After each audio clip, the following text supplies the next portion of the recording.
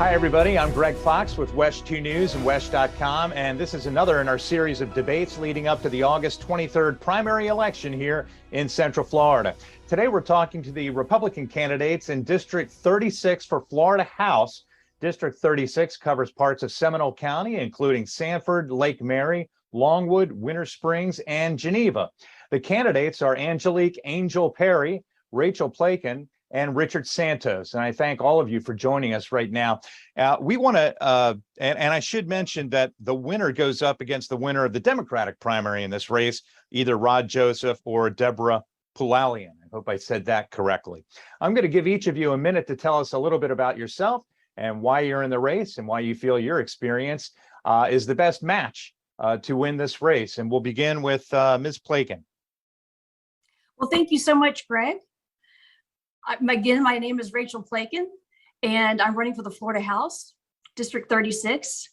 I'm a wife, mom, business owner, and I started my first business in 2004 flipping houses. I went from doing drywall and fixing toilets and cleaning toilets to running two successful businesses.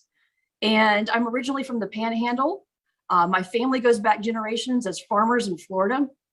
They taught me the value of hard work. My dad was in the military. And so I learned from their example. And so we always gave back to the community. I never remember them turning anyone away who asked for help. And so I just carry that with me throughout my life as a lifelong conservative and a lifelong Republican. And I also am been blessed to have been endorsed by Attorney General Ashley Moody, Sheriff Dennis Lima, and our state benevolent association for the police, and Attorney Phil Archer. I'm a Governor DeSantis appointee, and I'm working to push back. I'm going to work with him to push back on the lawless and corrupt Biden administration. All right, thank you. That was a little bit over a minute. Ms. Perry, I'll give you about a minute 20 there. Go ahead. Thank you. My name is Angel Perry. My full name is Angelique, but I go by Angel. In my family, we've been here for generations in the United States, all across the East Coast. And family tradition, Christian upbringing is we do what we need to assist in the community, and we have a sense of community. So here in Florida, I do veteran advocacy and general help where it's needed. Also, I facilitate people, regular people, being able to get resources that they're entitled to because they pay their taxes. I would volunteer and go to Tallahassee, and I noticed that the general public just didn't have access to information. So I would do that on my own, open up my office to share information and resources and how to get them with the general public. And it's just time for someone in Tallahassee to do that for more people. There needs to be government transparency and reinforcing the Constitution, and that's why I'm running. Very good. Mr. Santos, tell us about yourself. Hey, I'm Rich Santos. I have 32 years of public safety and military experience. I've served behind the end of a rifle in a foreign land, and I've served in a dark alley. I have 6 daughters and a son. So I've negotiated with terrorists and teenage girls. You know, I love this country and I love this community. I know what it takes to keep us safe because I've done it.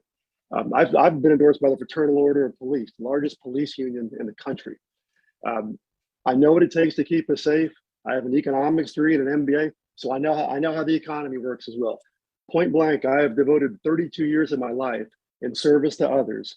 I put my money where my mouth is, and I've walked the walk, and I want to continue to serve. And I don't believe in dynasty politics. All right, very good. Thank you all for those introductions. We'll stick with Mr. Santos for our first question. You can tell a lot about leadership and priorities by the bills that lawmakers file. Tell us what's the first bill you'll file and why. You know, lobbyists and special interests have taken over. Look at other candidates' filings and see who they're beholden to. See, for instance, that half of their contributions have come from lobbyists and outside of the district.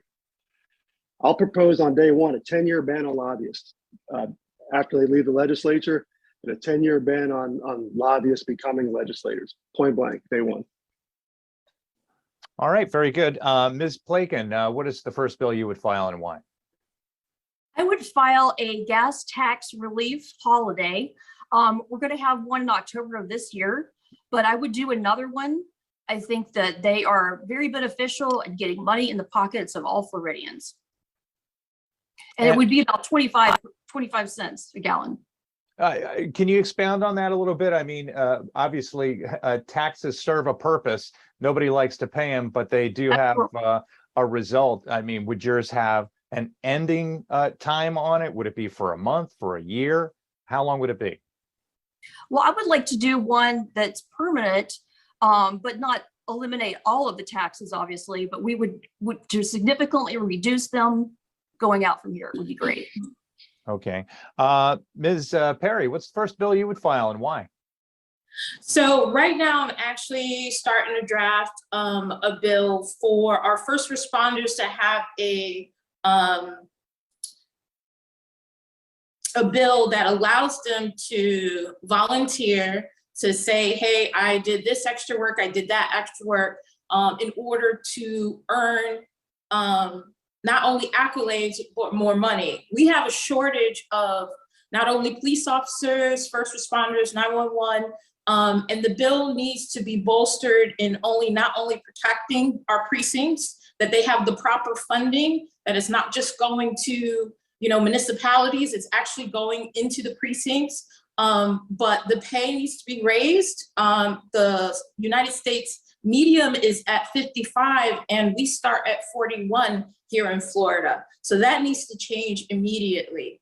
So the system would allow people to volunteer and say, hey, I'm this officer or I'm this 911 operator, and they get to show Florida their good works, and also be able to earn incentives for those good works.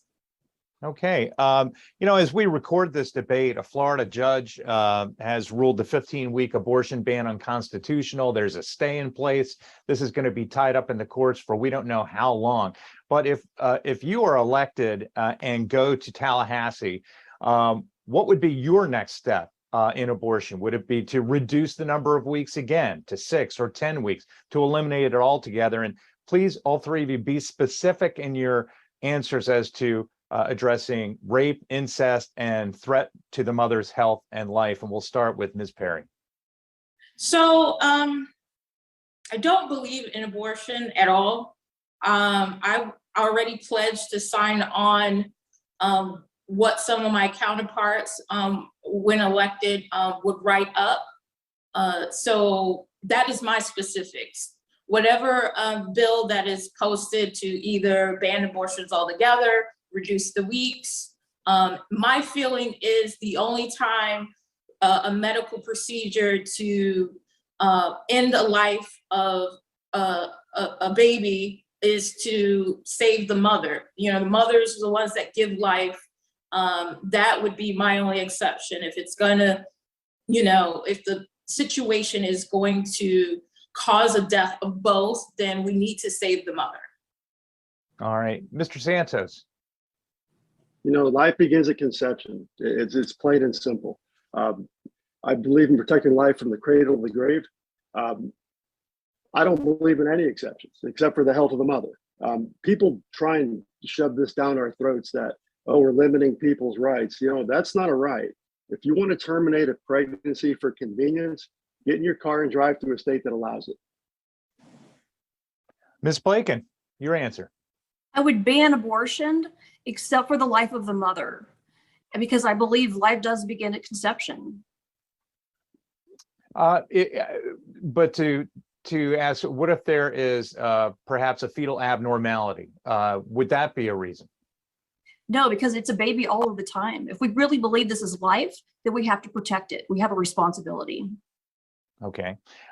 Seminole County is a sprawling community where a lot of people want to live, but many are struggling to afford rent. The average rent in Seminole County right now is $1,600 per month. How would you make housing more affordable, not just for Seminole County, but for the rest of the state? Ms. Blaken.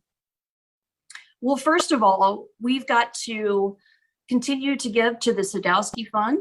I think that's really important.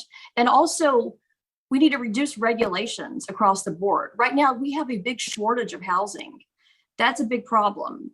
And the only way to get that equilibrium and the economy back up is to reduce regulations with developers so that they can produce more housing. You know, this, one oh, sorry, go issue, ahead. I'm sorry. Go ahead. One issue is impact fees at the local level. So we really need to look at that because it's becoming a real impediment to getting more housing built. You know, the Sadowski Fund is fully funded this year in the budget. It has not been in many prior years. Was that a mistake, Ms. Plaken?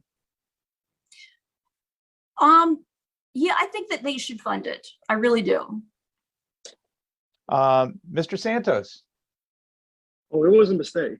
That fund's been rated for the $2 to $3 billion for 30 years.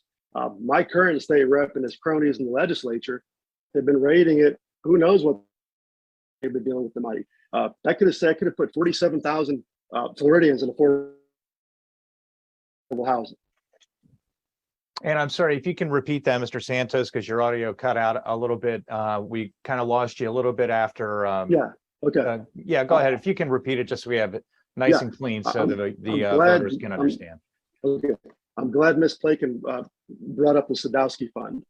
Since 1992, $3 billion has been raked over the top of it. My current legislature, Scott Plaken and all his cronies in the legislature have raped it for the $2 to $3 billion over 30 years. Yeah, this is the first year it's fully funded because the spotlight's been put on it and pressure has been put on it. That money could have put 47,000 Floridians, not living in their cars, not living in overpriced apartments. That's the right thing to do, and we should never take a dime from it again. In fact, I think we should replenish the money we stole from it. Ms. Perry, your take. So I think trying to do the same thing over and over again, we really need to look at incentives for people that build out or look at old neighborhoods that haven't been replenished. The legislator is responsible for the state budget, and population growth is a crisis for us right now. People are running from other states that haven't done very well, especially since the crisis that we were in the last 2 years. And we need to really look at when giving power to local authorities that give the permits for the builders. If that community needs budgeted housing, then that's the incentives that they would have to offer developers. So we need to rethink a little bit of how we're doing things. Incentives need to be at the local government level where they're allowed to say, hey, we actually need this, not that. And that way there's a balance all across the state. So then just to clarify what you're saying here is there a state role? I know you're saying local incentives. Is there a state role that could be played, and how would you fashion that in a bill? Right. We can actually have a bill that formulates where each local municipality can apply for incentives, and they look at what they need in those neighborhoods and communities. Hey, we have this type of population. We would like, developers to come here. We have this incentive. That way that each community is developed according to their needs. All right, we'll stick with Ms. Perry for this next question. It's kind of related. Seminole County, yes, it's a sprawling community, but it's also a community that is rich in natural resources. And of course, that's why a lot of people want to live in Seminole County. It's a beautiful place to live. But how do you protect that from sprawl? Or again, is that a local issue in your view, or is that something the state gets involved in to ensure that those natural resources are protected against the balance of continued development? Ms. Perry. So I am a firm believer in less government and regulations. We have a rich community and different advocates for our green spaces. I would encourage those in District 36 to just a reminder that there's a lot of spaces that have cement over them that can be captured. Florida is known for recapturing green spaces, and we need to have programs to encourage that at the local level. I don't think there needs to be an overreach of government saying every little thing for every little town and section to do. But we need to encourage those things that remind us as Floridians, especially here in Seminole County, if there's unused spaces that the state or private sector owns, hey, let's recapture it. Let's keep our green spaces. plush and beautiful for Seminole County. All right, Ms. Plakin, on dealing with the balance of sprawl versus protecting everything that we love about Seminole County, or is there even a state role in that? I think it's best left up to the local governments. I know with our rural boundary here, people have spoken and said they want to protect it, and they should be able to protect it. The people's voices should be heard. Mr. Santos, your thoughts? No, I agree. Seminole is a home rule county. If we're going to complain about the federal government, stepping on the necks of states, we need to honor the ability of municipalities and counties to govern themselves. But I do have a question, because I do support the rural boundary, but I know what Ms. Plakin is taking money from the developer that doesn't want the rural boundary, wants to put hundreds of homes there. I was wondering about that. Which one? Chris Norworth. Ms. Plakin? I'm happy to answer that. Mr. Dorworth knows exactly how I feel about the rural boundary. He knows that I am not going to impose anything on these folks. And because someone believes in me and my campaign does not mean that I buy into their agenda. So you feel comfortable accepting that contribution from a developer who's had multiple legal actions and dealing with the county so that he can build homes in the rural boundary area? I did. Ms. Perry, let's go back to the original question. The county is, sprawling, but we want to protect the natural resources. Do you have a plan on that, or is that even a state role? I think we as legislators don't always have to legislate, but we can bring education and knowledge. For example, the technology that's available for developers, we want to encourage the municipalities to have the wherewithal or the awareness, like you can actually move old trees. You can actually recapture cemented places into green ones. So there is a education role in this seat as well. It's not always about legislating and forcing people to do things. We have the ability to gather all kinds of information and sharing that with all the communities and allowing them to make the best decisions for themselves is going to be what my role would be. And Mr. Santos, I want to go back. If you can address the question in 30 seconds or less, that would be great. Do you have a plan there? Or again, is there a state role in protecting our natural resources in Seminole? Citizens of Seminole County have spoken. They want the rural boundary. We're a home rule county. I support it 100%. So I want to find out, again, this is going to be important for Republican voters in District 36 to try to separate themselves from each of you. Let's try to do this in 30 seconds or less, because I want to get on to a couple more questions before we get to closing. Mr. Santos, how are you most different from your opponents in your leadership style? I'm most different because I've heard my opponents speak about supporting and defending the Constitution. I've actually done it.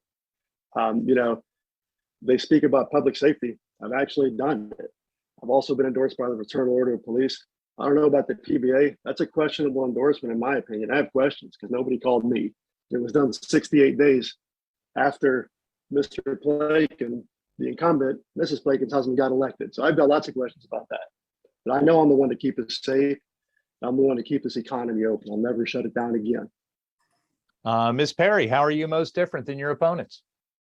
I have not served in the military. I always applaud, and I'm always grateful for those that have. I have not been a police officer.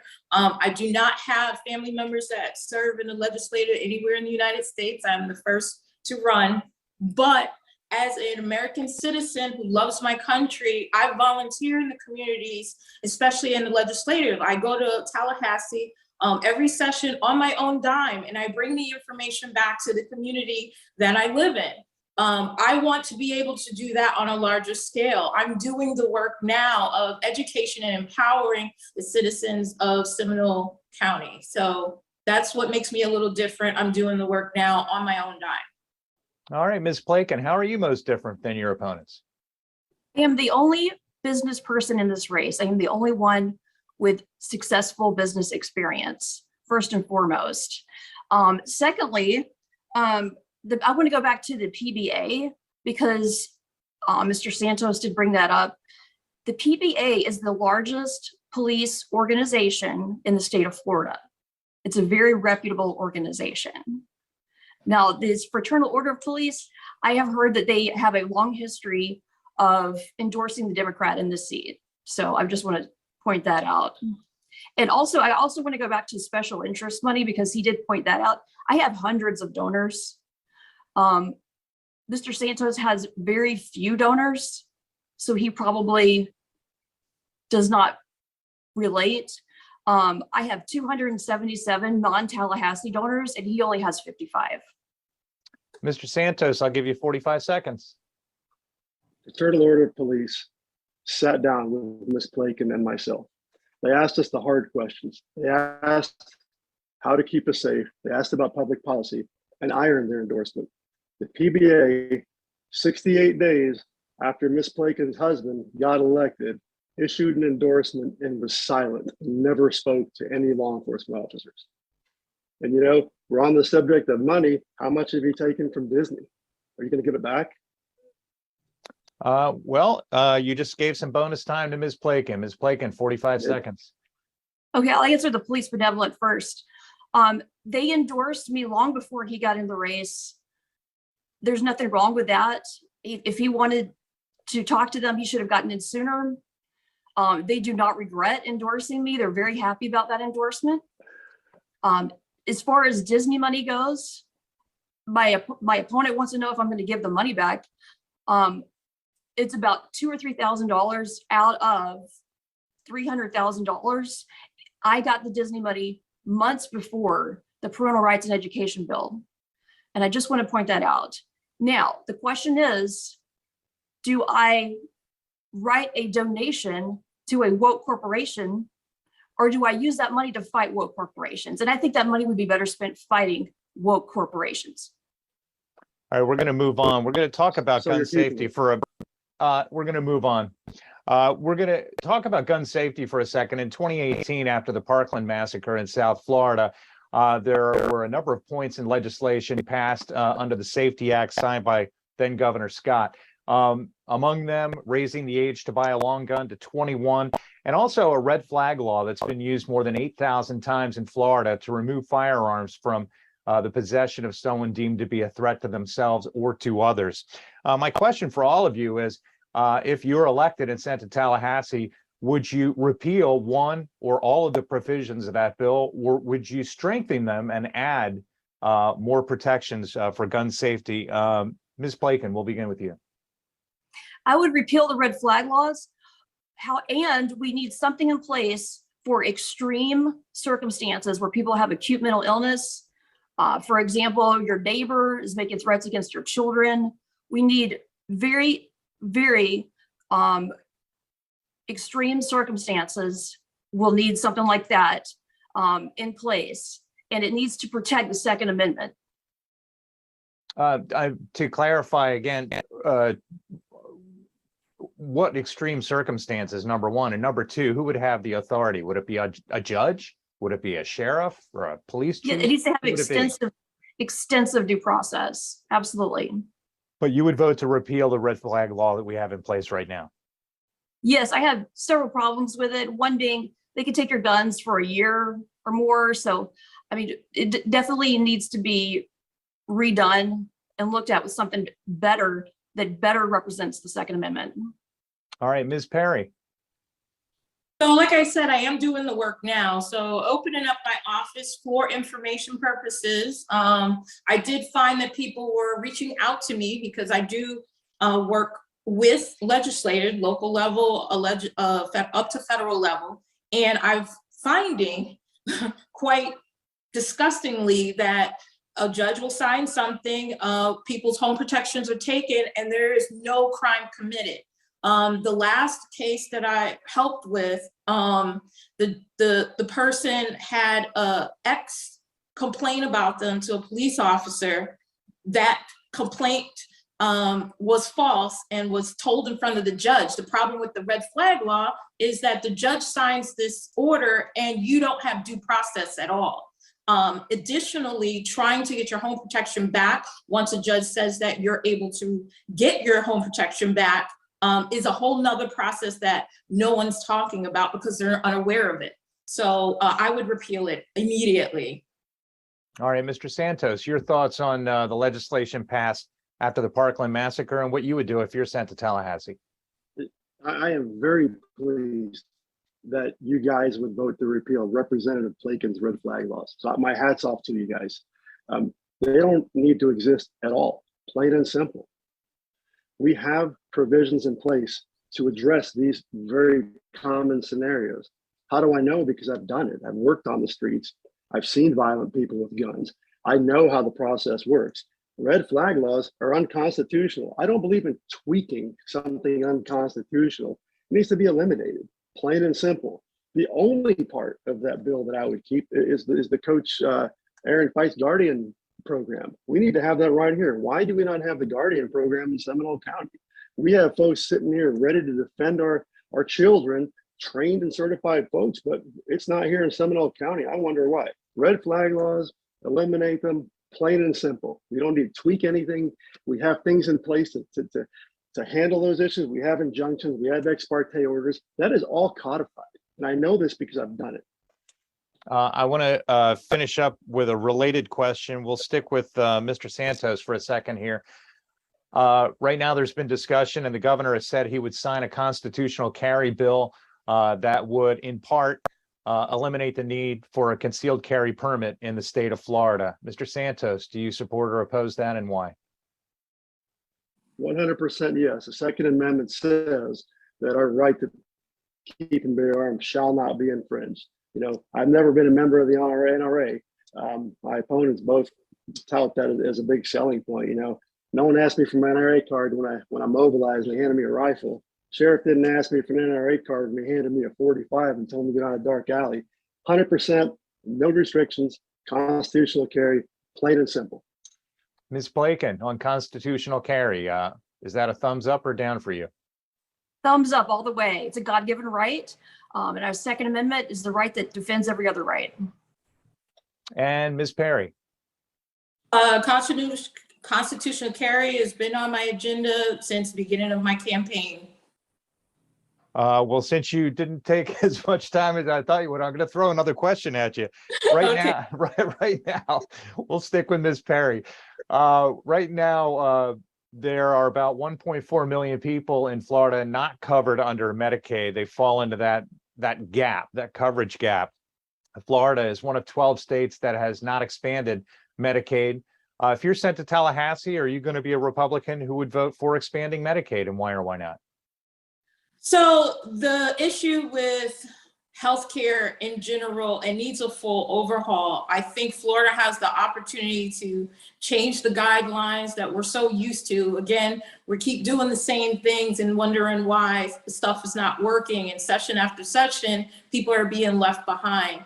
Medicaid to me is a broken system. Expanding it does not make sense to me, but I think there are other we can look at. It would take all of us in the legislature to really look at where it's failing. Third party administrators, costs need to drop. I think the governor is on the right track with some of the stuff that he's doing already, and we really need to just start doing stuff differently. Ms. Blaken, on expanding Medicaid, is that a yes or a no for you? Absolutely not. They did a study in Oregon. It was peer reviewed, and it was a very famous national study.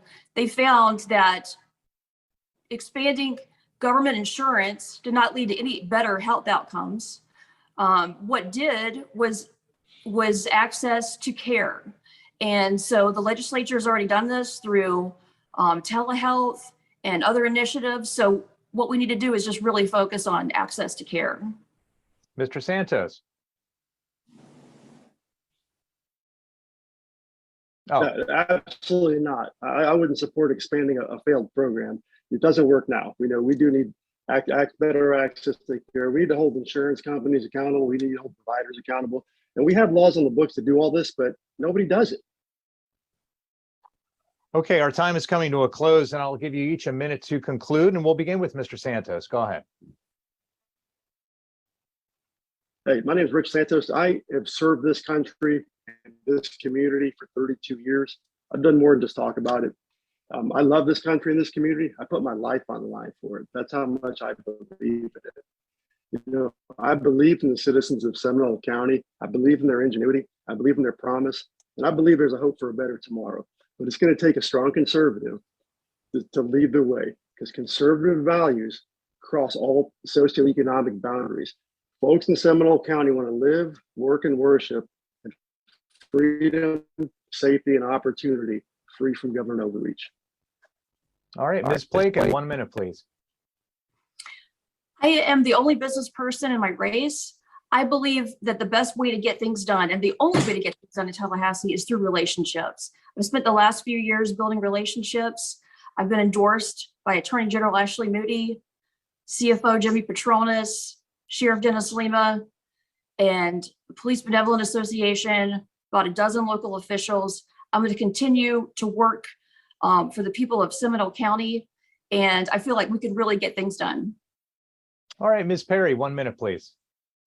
In this country, the government was designed and created for everyday people to also be in the legislature, because of the experiences need to be diverse. It is time for an everyday citizen that volunteers on their own time to also be able to facilitate information from Tallahassee to District 36 in Seminole County. The power is with the people, and education is power as well. So I plan to do that when I'm elected. All right, thank you all. Rachel Plakin, Rich Santos, Angelique Perry. These are your Republican candidates in Florida House District 36 in Seminole County. The winner goes up against the winner of the Democratic primary between Rod Joseph and Deborah Polalian. You've been watching WESH 2 News and WESH.com. Thank you.